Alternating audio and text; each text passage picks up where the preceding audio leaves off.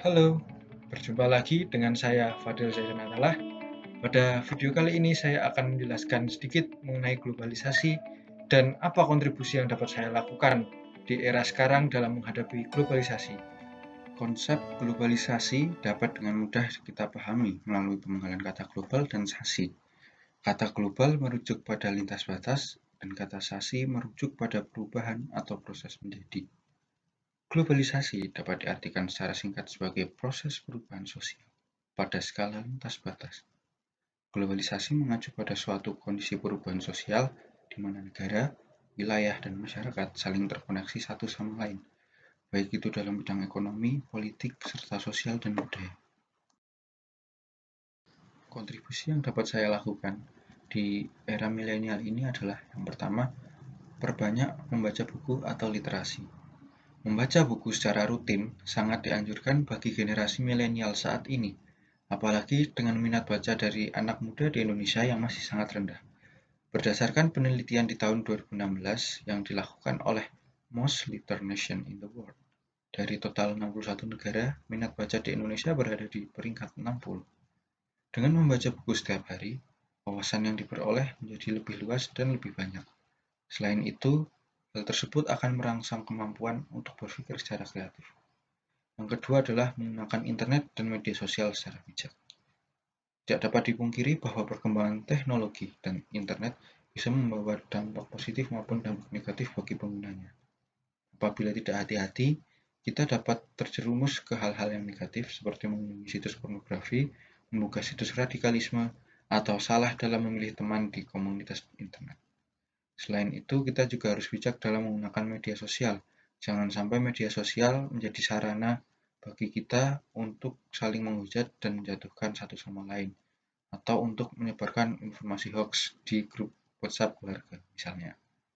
Maka dari itu, kita sebagai generasi penerus bangsa harus mengambil dampak positifnya saja. Kita bisa menggunakan internet untuk mencari ide kreatif dari Google, lalu menulis artikel di blog, melihat tutorial kreatif dari YouTube, dan membuat foto-foto menarik untuk ditampilkan di Instagram, serta membagikan info yang bermanfaat melalui Twitter, serta masih banyak lagi. Kemudian yang ketiga, yaitu bersikap terbuka terhadap berbagai pengalaman baru atau open-minded. Di dunia yang semakin dinamis dan modern seperti saat ini, kita sebagai anak muda perlu membiasakan diri untuk terbuka dengan berbagai pengalaman baru. Kita bisa mengikuti berbagai macam aktivitas yang bermanfaat bagi kita, seperti bergabung dengan organisasi sosial, menjadi relawan bagi orang-orang miskin, atau mengikuti ajang-ajang perlombaan. Lalu yang berikutnya adalah membangun ide dan visi ke depan. Hal berikutnya yang dapat dilakukan oleh anak muda seperti generasi milenial saat ini adalah mencoba untuk mengembangkan ide-ide kreatif yang ada di benak kita. Kita bisa memulai dengan ide-ide yang sederhana terlebih dahulu. Lalu, dengan ide-ide sederhana ini, kita dapat membentuk mungkin kita dapat membuat sebuah startup baru yang dapat memecahkan masalah yang ada di sekitar kita dan membuka lapangan pekerjaan baru bagi masyarakat. Selain itu, kita juga harus mencoba mengembangkan ide-ide yang ada di pikiran kita dan mempunyai visi misi dalam kehidupannya.